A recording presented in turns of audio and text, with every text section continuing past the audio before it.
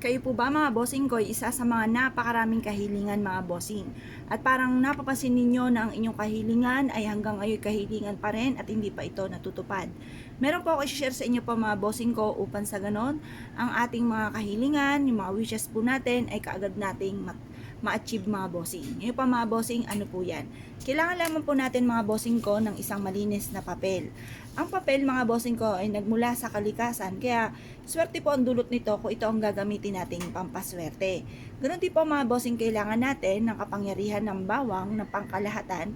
Yan pa mga bossing, basta focus ka lamang sa mga wini-wish po ninyo, mabilis nyo matutupad ang inyong kahilingan.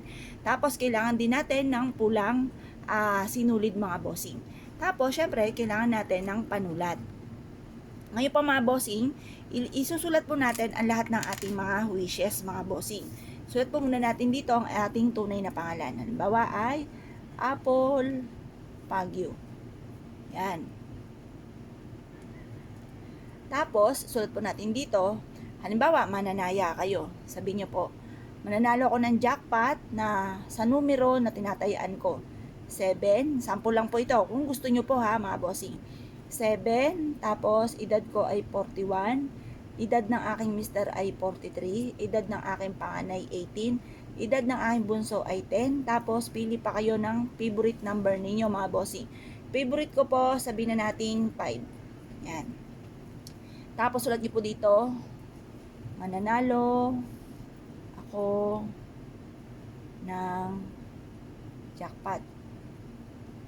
Yan. Pagkatapos, sulat nyo rin po dito, magkakaroon ako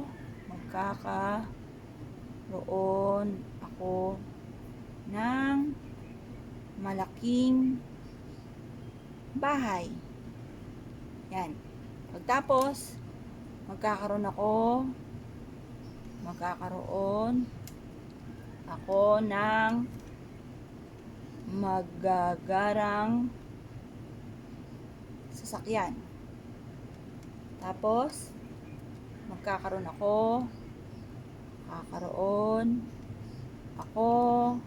ng negosyo na dito na ako yayaman. O yan. Pagkatapos, bahala na po kayo na magdagdag ng mga wishes po ninyo. Pagkatapos ito mga bossing ko, kunin po natin itong ating bawang. Gagawin po natin to lahat mga bossing ko na nakaharap ka sa may silangan na 6:30 or kaya po alas 7. Matatapos ito, ibibilad po muna natin ito hanggang alas 8 ng umaga. At pagkatapos po niyan mga bossing, ang gagawin po ninyo, tutupiin nyo po ito. Yan, tutupiin po natin. At pagkatapos ay itatali po natin ito ng kulay pula. Tapos, tatalian po natin siya. Yan.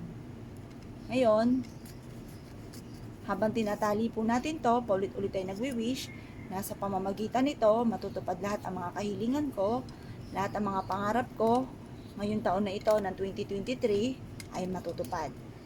Pagkatapos po nito mga bossing ko, itali nyo po ito sa gawing silangan mga bossing. Makakatulong po ito upang sa ganoon mabilis yung ma-achieve ang lahat ng mga pangarap po ninyo. At i-mindset nyo na nasimula na ito ng tagumpay sa buhay. Mas mainam kapag gagawa ka ng mga pampaswerte, sikreto lamang po ito, huwag nyo muna itong ipagsasabi. Kasi pag may nakaalam, may mga kumukontra, hindi ka pa yumayaman, hindi pa natutupad ang mga pangarap, na kontra na kaagad kasi nakaingitan ka kaagad mga bossing. Kaya kailangan sikreto nyo na lamang.